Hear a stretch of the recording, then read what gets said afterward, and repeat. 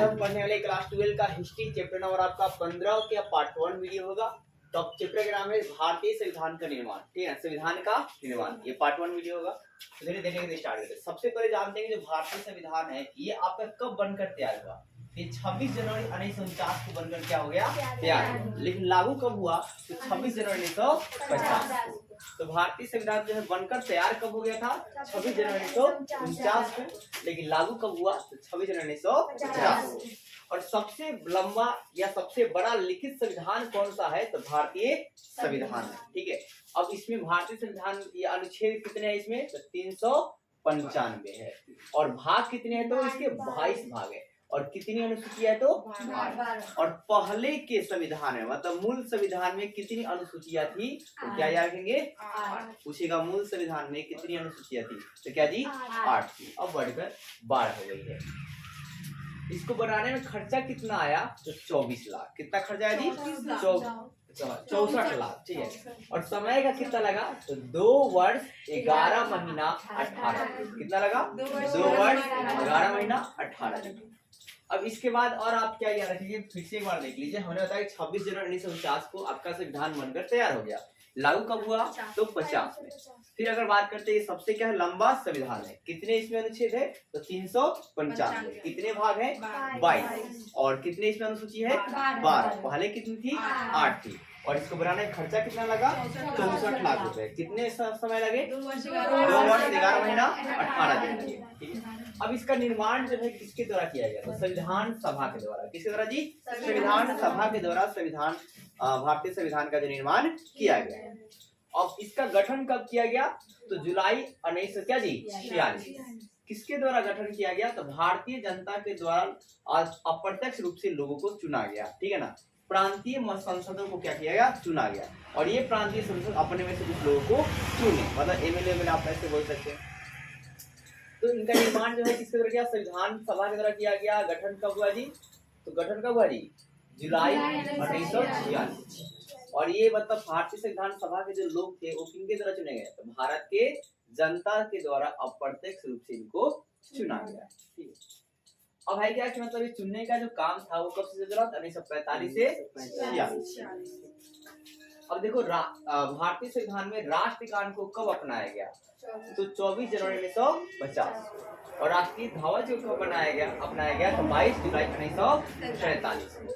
और इसमें जो है भारतीय संविधान में कितने महत्वपूर्ण लोगों ने आपका है क्या, राष्ट्रगान और यह राष्ट्रीय ध्वज।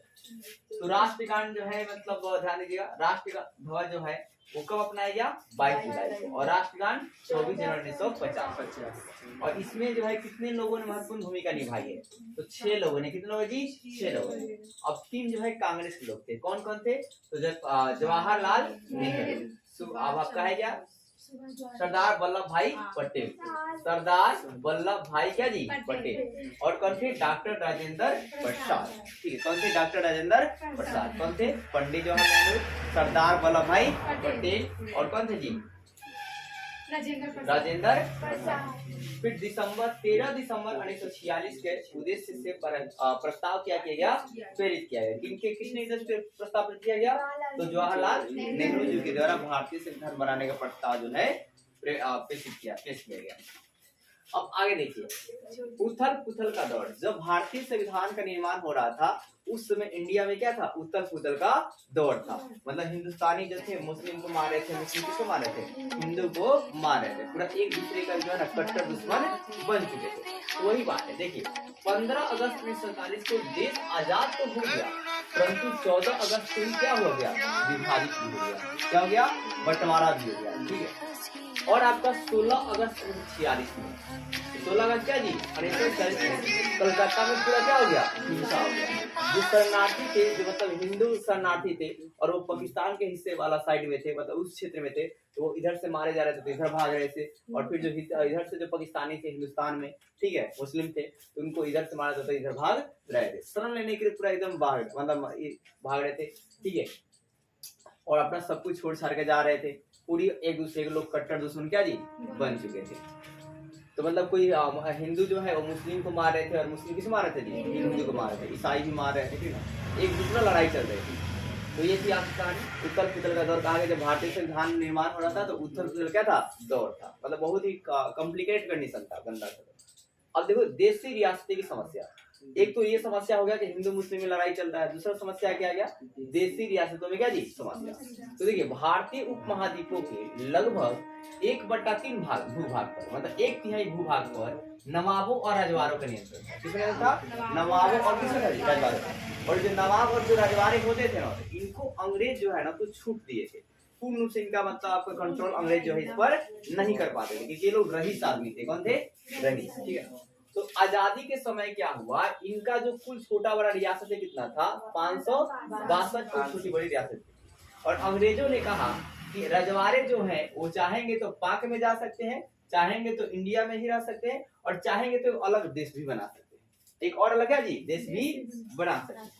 तो ऐसे में इन्होंने सोचा कि चलो हम तो कुछ भी कर सकते हैं, ठीक है ना। लेकिन भारतीय संविधान का जब गठन हुआ, तो ये आगे टॉपिक देखिए, संविधान सभा का जब गठन हुआ तो संविधान का गठन जो है कैसे हुआ ये देखिए। तो चुनाव कैबिनेट मिशन योजना, तो चुनाव कैबिनेट मिशन योजना भारत कब आया, 1946, अंग्रेजों ने ही भेजा था, ठीक है ना। अनुसार जो है आपका चुनाव जो है सार्वभौमिक मत अधिकार पर नहीं हुआ। चुनाव क्या जी, सार्वभौमिक मत अधिकार पर नहीं हुआ, मतलब डायरेक्टली किसी को नहीं चुना गया, डायरेक्टली क्या जी नहीं चुना गया।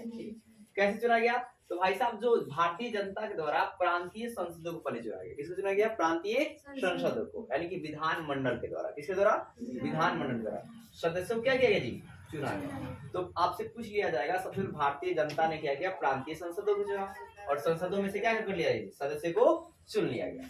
फिर कैबिनेट मिशन के अनुसार संविधान सभा कुल सदस्य कितने हैं, 389, कितने हैं जी, 389। अब इस 389 में निर्वाचित कितने से, 296 निर्वाचित, मतलब ब्रिटिश भारतीय प्रांत से आए थे। कहां से आए थे, ब्रिटिश भारतीय प्रांतों से आए थे। और मनोनीत कितने थे, तो 93, कितने जी, मनोनीत कितने थे, 93। मनोनीत का मतलब सभी देशी रियासतें थे, मतलब राजा ने जिन्हें भेजे थे, ठीक है, कि हमारे आदमी है, ये भी हम इसमें रहेंगे, इनको विशेष अधिकार थी, तो इसलिए। तो इसके बाद आपका है क्या, बाकी मतलब प्रांतों में कितना बटा हुआ था, तो प्रांतों में भी आप क्या रखेंगे कि मतलब 200 कितना जी, 96 था। और सामान्य लोग इसमें कितने थे, सामान्य 213। मुस्लिम लोग की सीटें कितने थी, 79। और सिंध के लिए कितने सीटें थी, मतलब 4 जो सीट है वो सिंध के लिए है, उसमें सिंध ही लड़ेगा, ठीक है ना। और जो मुस्लिम का एक आपका 79 सीट है, उसमें 79 कौन रहेंगे जी, मुस्लिम ही रहेंगे, दूसरे को इसमें नहीं जाएगी। और सामान्य में 200 कितना जी, 13। तो ऐसे में जब वोट होता है तो जो कांग्रेस होती है, तो कांग्रेस को कितने सीट मिलती है, 208 सीट मिलता है। मुस्लिम कितने मिलते हैं, 73। और अन्य कितने मिलते हैं, 15। ऐसे कुल कितने हो जाएंगे, 296। कितने, 200 क्या जी, 96। तो ऐसे में जीत कौन रहा है, कांग्रेस जीत रहा है। कौन जीत रहा है जी, कांग्रेस। तो ऐसे अंग्रेजों ने मतलब और भी भड़का दिया कि मतलब जो कांग्रेस जो है ना, वो आपका हिंदुओं की सभा है, क्या हिंदुओं की सभा है। तो मुस्लिम और भी क्या होती है, तनाव वनाव आ जाती है। और मुस्लिम वाले जो मतलब नेता होते हैं ना, मोहम्मद अली जिन्ना, वो बोलते हैं कि मुझे अलग एक देश चाहिए, मुझे अलग संविधान चाहिए, ठीक है ना, हर चीज मुझे क्या चाहिए जी, अलग चाहिए, अलग संविधान चाहिए। एकमत क्या होती है, नहीं होती है। एकमत लोगों में क्या था जी, नहीं होता है। और अब ये एकमत किसमें नहीं होता है, समाजवाद, किसमें जी, समाजवाद। समाजवाद का मतलब ये होता है कि जो भी देश में आपके नियम कानून रहेंगे, या जो भी कुछ आपको मतलब मिलेगा, उस सभी को समान रूप से बांटा जाएगा, उसे कहते हैं समाजवाद। अब है क्या, जमींदारी, क्या जी, जमींदारी। तो जमींदारी में से भी जो टैक्स मिलेगा उसको समान रूप से बांटा जाएगा, या एक समान जमींदारी जो है लगेगी। अब एक चीज क्या था, धर्मनिरपेक्षता। तो जो देश सभी धर्मों को क्या करता है, आदर करता है, वैसे देश को धर्मनिरपेक्ष देश कहा जाता है।